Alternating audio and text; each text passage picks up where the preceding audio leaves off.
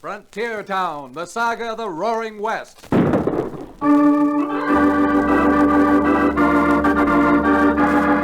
Frontier Town. El Paso, Cheyenne, Powder River, Tombstone. Frontier Town.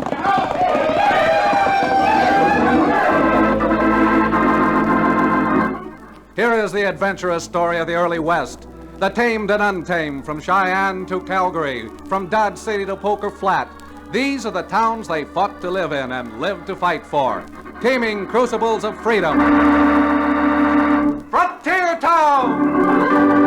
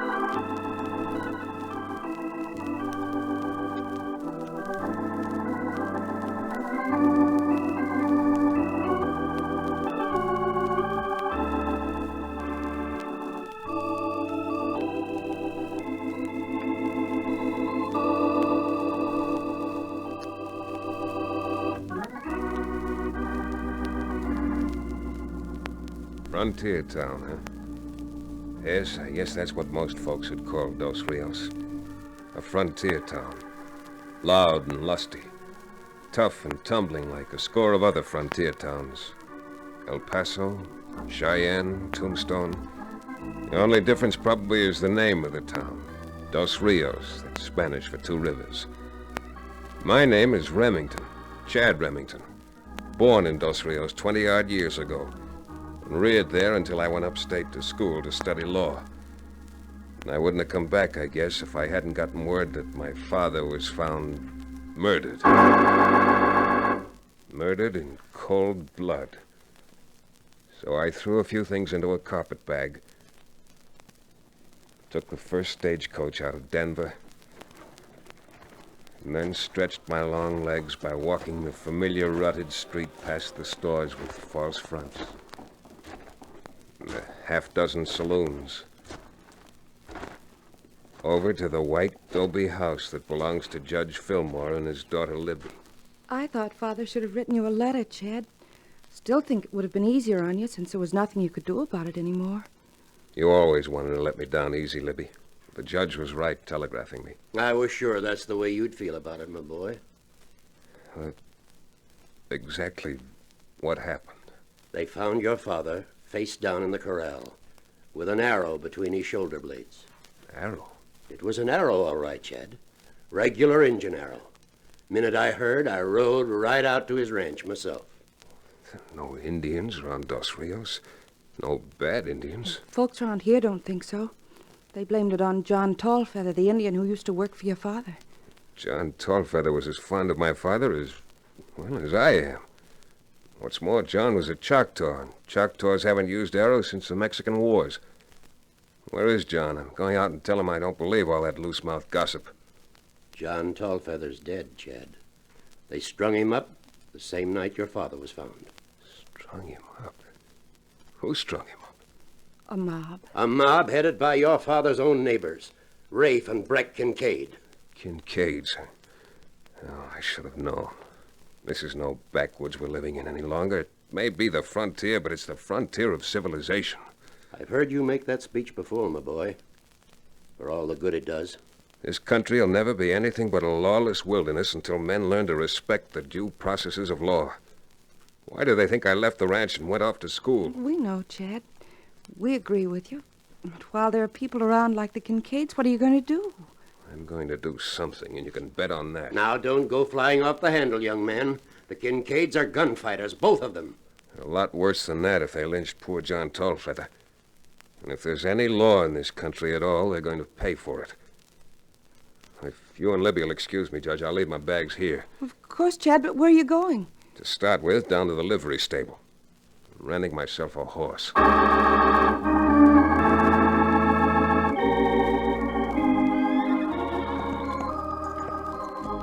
Chad, not only can you have a horse and the best horse the livery stable provides, but you can have money in a bottle.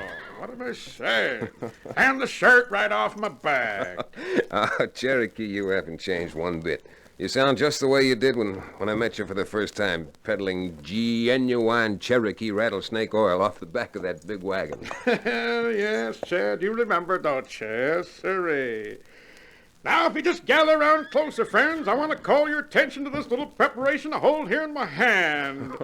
This little bottle is sold regularly for $3 everywhere. Now, you want to know what this little article does, and I'm going to tell you. Mm-hmm. It removes warts, blemishes, bunions, and freckles. Cures colds, rheumatism, Whoa there, you old horse thief.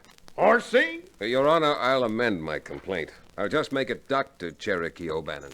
Thank you, counsel. Objections sustained.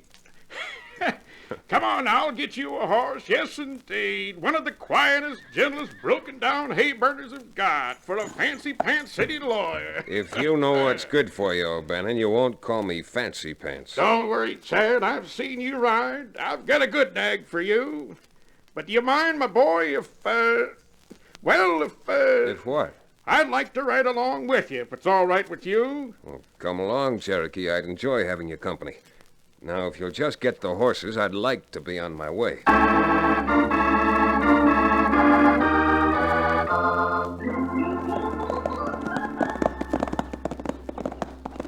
Well, Chad, there's your ranch. You can see it right through them aspens.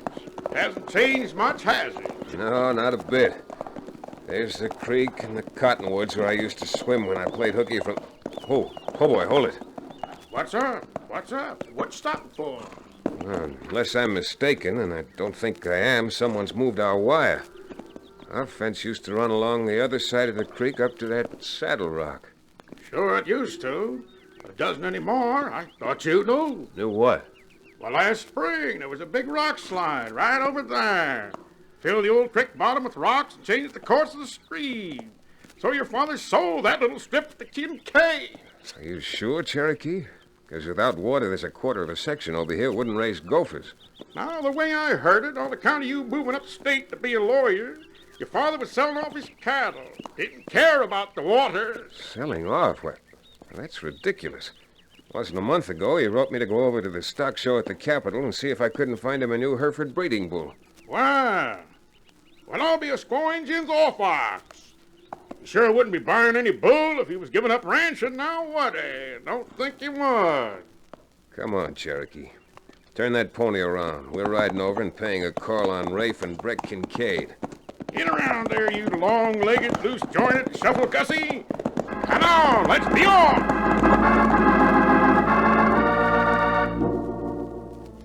Neither Rafe nor Breck seemed surprised to see me.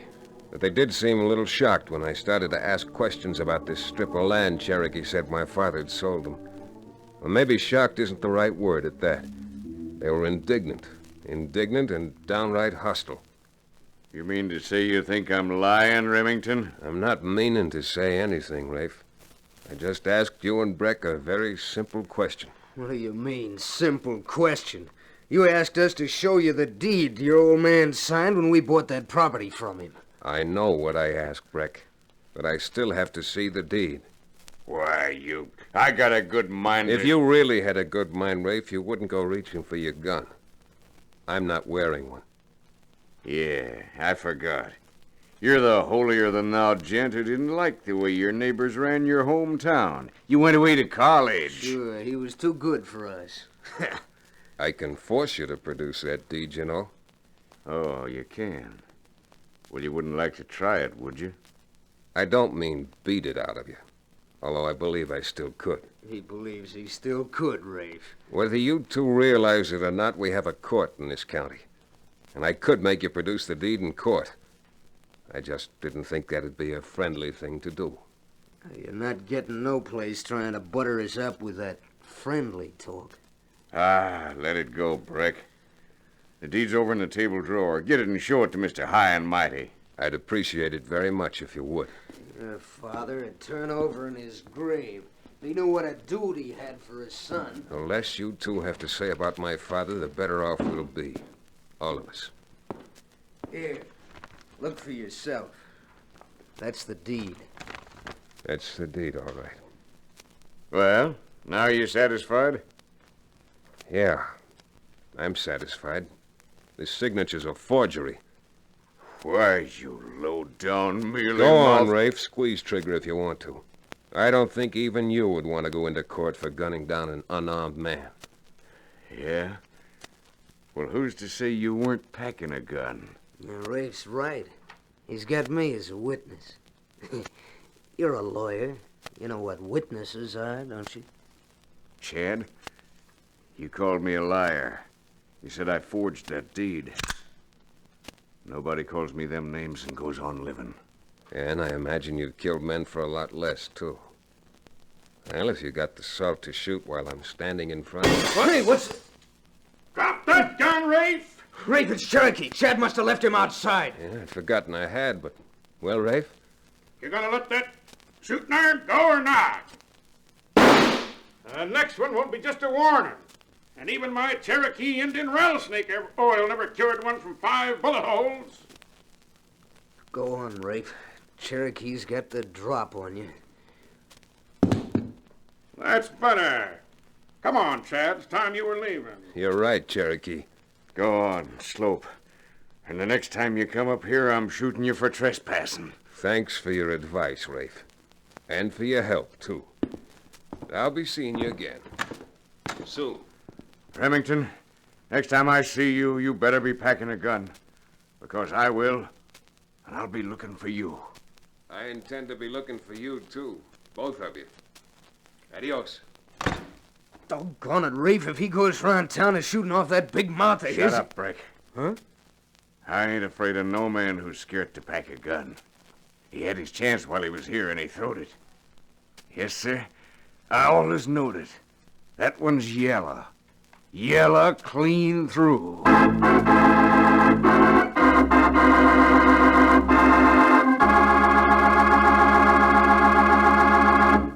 We'll return to the dramatic climax of Frontier Town in just about 1 minute.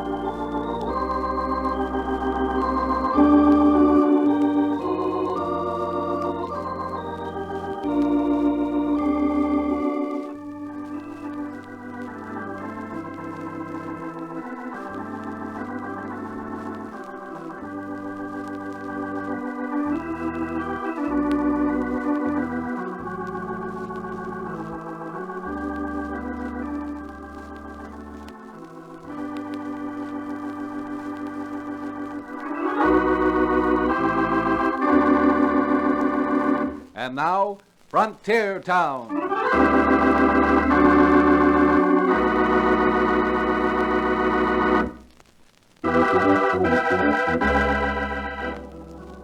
Well, when we left the Kincaid's ranch, I was pretty firmly convinced that my father's signature had been forged on the deed under which the Kincaids claimed title to the creek and that strip of land around it. Cherokee and I pounded leather and left a trail of dust all the way from the Kincaids to Judge Fillmore's house in Dos Rios. But, Chad, are you sure? Why, Miss Libby, Chad's sure about this, and I am that my Cherokee Indian rattlesnake oil is an absolute and positive cure for 89 ailments of man.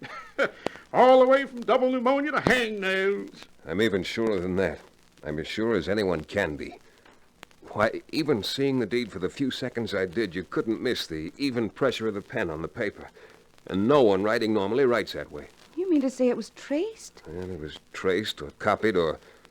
I just know that my father didn't write it there himself. I hate to sound like a judge, my boy, but do you think you're going to be able to prove it? Well, Judge, I hate to sound like a lawyer, but I've either got to prove that or leave town. Now, of course, I'm a doctor. Pardon the expression. Not a lawyer, but it seems reasonable and sensible to me, Shad, my boy, that we go down and have a little talk with the warden. I mean the marshal. It isn't often that I can agree with someone in Dr. O'Bannon's profession, but this time I think he's right. Well, Chad, if you'd like, we'll all go along with you.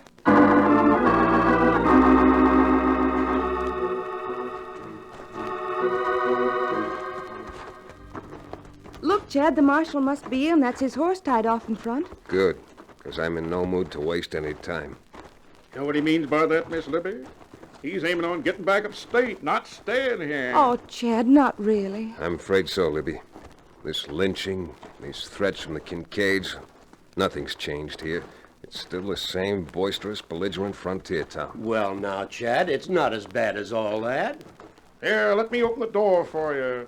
And if you don't mind, I'll wait for you here outside. I always feel a little strange when the door closes behind me in a marshal's office. With what's on your conscience, I'm not surprised. After you, Libby. Well, Chad Remington, I was expecting you'd come back to Dos Rios, but I'm downright sorry that it had to be under these circumstances. Oh, howdy, Judge, Miss Libby. Hello, Marshal. Marshal, Chad would like to ask you a few questions about his father's death. My father's murder? You're sure right about that, son. That low-code Injun hit him smack between the shoulder blades, like a target was painted there. I suppose you know the Choctaws gave up bow and arrow fighting years ago, Marshal. Of course they did. John Tallfeather reckoned that knowing it, we wouldn't blame it on him. But when I found that bow hidden under his bunk, I had him dead to rights. You found the bow? Well, I got it right here. There. That's the thing that done in your father. Oh, thanks. You know, it takes a mighty strong man to bend this bow. Yeah. John Tallfeather not only was old, but he'd been sick for years. Well, he had enough strength left to pull it once. Marshal, how is it since you found this evidence you didn't arrest John and bring him in here? There was 3 or 4 boys with me when I rode out to your father's place, and then the Kincaid brother joined us. And, well, I reckon there's no reasoning with a bunch of angry men, especially when right's on their side. In other words, you just stood aside, let him take your suspect and string him up? Suspect nothing. I tell you, we had him dead to rights. Well, you wouldn't have had him dead to rights in my court without more proof than that. Oh, no use getting excited about it now, Judge. Did you find anything else that day, Marshal? No, I can't say that. By cinders, I did bring something else in that you probably want. Your dad's belt, holster, and gun. I got him right here in the desk. Yes, Marshal. I'd like to have his gun. Well, here you are, son. And I hope you understand. Yes, I'm starting to understand. A lot. I'll see you again soon, Marshal. Come on, Libby. Doggone it, Chad, I almost went in to get you. Guess who just rode into town? Never mind, I'll tell you. Rafe and Breck Kincaid.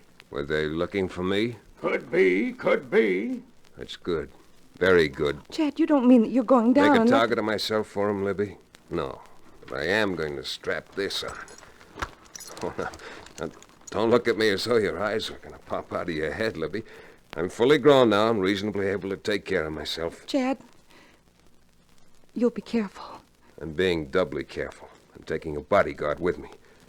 If Cherokee and I find what I hope we'll find, you can get out your law books, Judge, because we'll be having a case for you to try in your court mighty soon.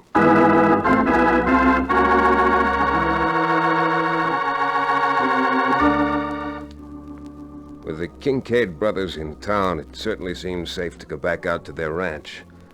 When we got there, I headed straight for the desk where the so-called deed was kept, while Cherokee started to ransack the rest of the house. Suddenly, I could hear Cherokee's heavy boots come pounding toward me from another room. Chad! Hey, Chad, you certainly played the right hunch. Look here. Where'd you find those, Cherokee? In a bedroll in the back room. This is only a few of them. There must be 20, 30 arrowheads back there. So John Tallfeather murdered my father, Those filthy, cold-blooded swine. Sure, the Kincaid's done. Hey, what's that you got there? That paper. Enough with those arrowheads to put the noose around the Kincaids' necks. Here, see, they bought some land from my father, all right, but not the piece down by the creek. Here's the deed for 10 acres up on the north side next to their grove of jack pines. All they did was to copy his signature off this deed and trace it on the other. Yeah. Even I can see the difference when they're side by side. Well, Chad, I suppose now you're going back into town and call them out, eh? No, Cherokee, I'm not. I'm taking this evidence into the marshal and swearing out a warrant for their arrest. Huh? Well, you sound like you've been drinking rattlesnake oil. Why, them two would never let themselves be arrested. Oh, have they got everybody bluffed around here? Come on, Cherokee.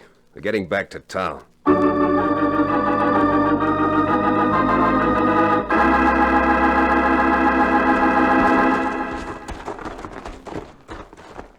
Come on, Cherokee. There are only 2 places we haven't been to, and...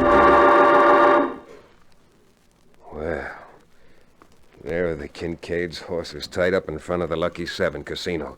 You see the brands, K-Bar-O? You're darn right I do. Why, the bushwhacking buzzards? Go fetch the marshal. I'm waiting here to make sure they don't get away.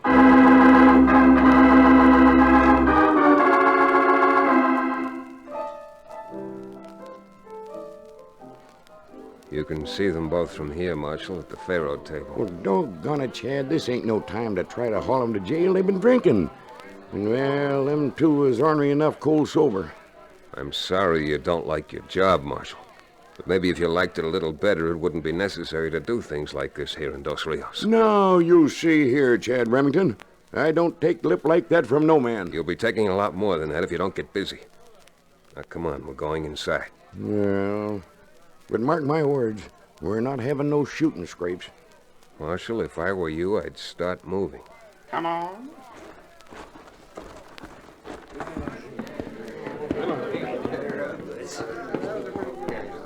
Just keep walking, Marshal. I'm betting another 100. And if the house will take off the limit, I'll... Sorry to interrupt your game, Rafe, but your luck's just run out anyhow. Remember what I told you this morning? I said next time I saw you, I was gonna... Rafe, I'm warning you. Don't try scratching leather. Well, look who's here. The dude brought the law with him. You want something, Marshal? Well, Chad here sent for me. Says he's got some kind of proof. You killed his father. So he thinks I killed his father, does he? Well, if I thought someone shot my father, I wouldn't need any lawman to take care of him. We've got laws to handle things like that. They're plenty good enough for me. Marshal, I got an idea. I just bet he has. I just bet he has. Since Chad wants us arrested, why don't you deputize him? Then, being the law he thinks so high of, he can take us down to the calaboose. If he thinks he can. Rafe, now, I didn't come in here looking for trouble, and you being on the prod ain't helping me none. Marshal, are you going to arrest the Kincaids? Sure. But if they ain't gonna come peaceful, then, well, I'm going back and get me a couple of deputies. All right, Marshal. I don't intend to tell you how to run your job. Go on. I'm going to stay here and wait for you. Okay, Chad, but don't you go stirring up no trouble while I'm gone. Him? Stir up trouble? Don't make me laugh. That marshal's a card, ain't he? Real brave hombre. Couldn't wait to run out. I didn't run out. Remington, this morning you called me a liar and a crook. Now you come in here calling me a murderer. That's right, Rafe. I called you a liar, a crook, and a murderer. And we haven't even started yet. Mister, I got only one thing to tell you. Go for your gun. Sorry. That's one piece of advice I can't take. You're right, Rafe. This Jasper's yellow. Sure he is. Yellow. Clean through. You're going to find out, Rafe, if I am or not. Yeah? How? You gonna hit me with a wet handkerchief or something? You ain't got the salt to clear your holster. The only time I draw a gun is in self-defense. I don't know why you don't fill your hand. Why should I? Well, because I called you a liar. I've called you a crook, and I'm calling you a cold-blooded, sneaking murderer. Why, even I wouldn't let a man call me that to my face. Go on. You got quite a reputation for slinging guns. What's stopping you now? Blast you, get out of here before I blow you out. To blow me out, you'll have to draw, and I'm waiting. Rafe, I knew you were everything miserable a man could be, but I never thought you were as spineless as a gutless coward. Why, you dirty... Hey, you let him draw first. You still the meat into the... Chad, duck, break behind you. Throw down behind me, will you? Breck, drop that gun, Breck. Drop it before I have to break you. All right, Breck. Now we don't need the marshal. The one Kincaid that's left is going to jail anyhow.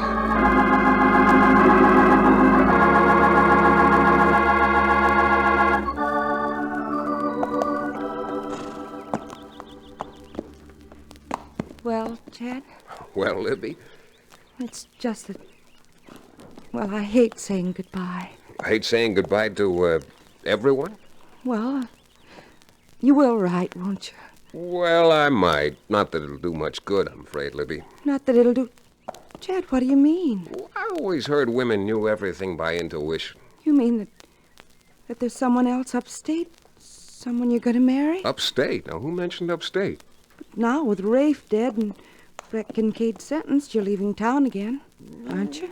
Well, yes. I'm going about 12 miles out of town, Libby. I'm moving into my father's ranch. Oh, Chad, you're not. I sure am. And I guess there's enough trouble around Dos Rios for another good lawyer. Yep, Libby, I'd come home. Well, you ain't never going to get home if you don't get started, you sagebrush Romeo. How about inviting me for dinner tomorrow night, huh? Oh, Chad, of course. Well, then, we'll be seeing you, Libby. Get started, Cherokee. We got miles to cover. Hey, up there, boy. Make tracks. And don't forget, Libby, my weakness is apple pie.